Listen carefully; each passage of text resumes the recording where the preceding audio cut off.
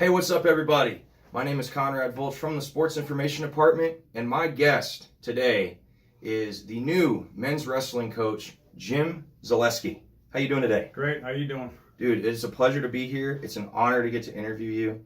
And for those of you who don't know who Mr. Zalesky is, he was a two-time state champion in high school. He compiled a 99-12 record. He coached at the University of Iowa, bringing home 3 national championships. He also coached at Oregon State, bringing home 7 conference titles. And one thing that really stood out to me because he also wrestled at the University of Iowa under legendary coach Dan Gable, and we'll get to him in a few moments. His last 2 years, he was undefeated. He had a 131-7 record, 89 in a row, still a record to this day.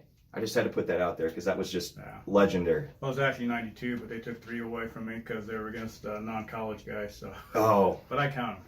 Hey, as long as you count them, that's all that matters. Yeah. But anyway, so let's get started. So, Coach, where are you originally from, and why did you choose to come to UJ? I'm originally from small town Iowa, Shoeyville, Iowa, and I went to Cedar Rapids Prairie High School. Wrestled at the University of Iowa, and started my coaching career. And I got out of Iowa, done with competing. I started my coaching career actually at University of Minnesota, which was 5 hours from here. And then I went back to the University of Iowa as assistant head coach, and then I was Oregon State for 14 years.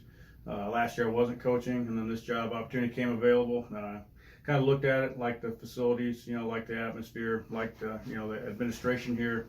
And all the coaches, get along and they're right by each other, and I like that coaching camaraderie. Definitely.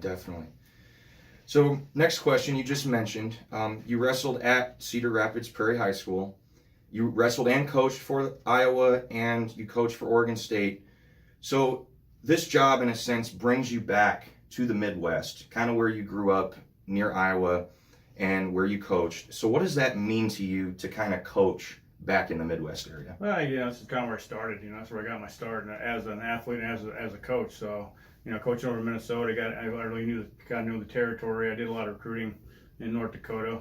Some of the most famous brothers here, probably Troy and Terry Steiner from Bismarck. I coached, recruited them when I was at Minnesota, and actually they went to Iowa, and I went back to Iowa. I got to coach them, and Troy was on my coaching staff for the last 15, 16 years. So.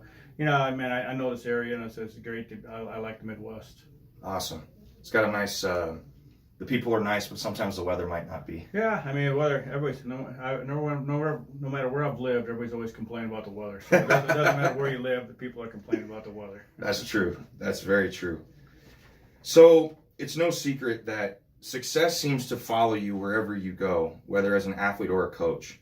So after the state titles, the conference championships, and the national championships that you've won as an athlete and as a coach, what is that one thing or many things that motivates you every day as a coach and as a person? Well, I think it's just you have to have something to do. You have to have something you enjoy. I don't consider coaching wrestling a job. I love doing it. So it's like the most the favorite part of the day for me is going in the wrestling room, the practice room, working with the wrestlers, and getting those guys, seeing those guys develop, not only on the mat, but off the mat, the goal here is to, hey, 4 or 5 years, you can walk across the Newman Arena, you got your degree, you got your diploma, at the same time, you become the best wrestler you can possibly be. So it's a day-to-day, getting day-to-day, working at getting better, and that's the thing that gets me out of bed every day. Awesome. And I think it's safe to say that when you do a job that you're passionate about, it never feels like work. No, it doesn't. No, it doesn't. I don't think I've ever worked in my life. Since I got off of working in high school. That's awesome. That is so cool.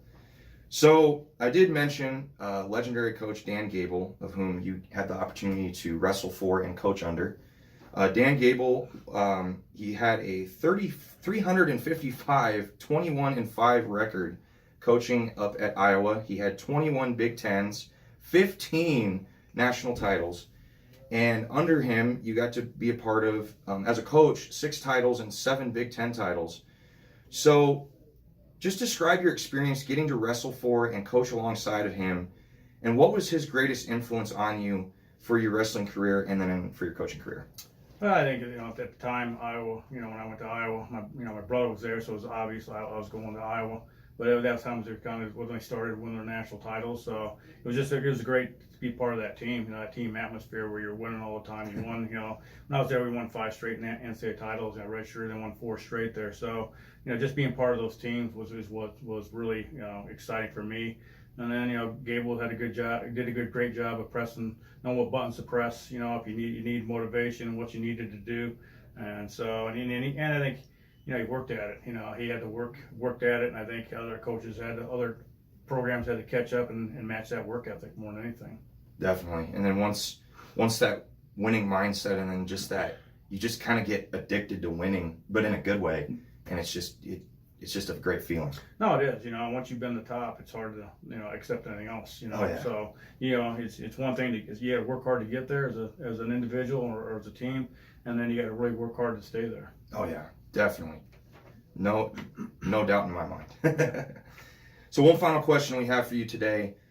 After coaching at the Division I level for the NCAA for most of your career, and now you're here at the NAIA level, what are some expectations that you have for yourself and for the team coming into this year? Yeah, I want to. First of all, I want to get to know the team, and see kind of where we're at, and then you kind of want a team culture that's the right positive team culture, and so that's a big thing for me. But the big thing is just going on a day to day, working with these guys, and expectations. I always say, hey, you work hard, good things will happen, And so to me, we got to work hard, and as we work hard, and do the right things, good things will happen to us in the future. But you never know when. If you work hard, you never know when that's going to happen. It could happen, your first month. It could happen 2 months. It could happen this year, next year. But to me, it's a process. It's a day-to-day process that you have to buy into.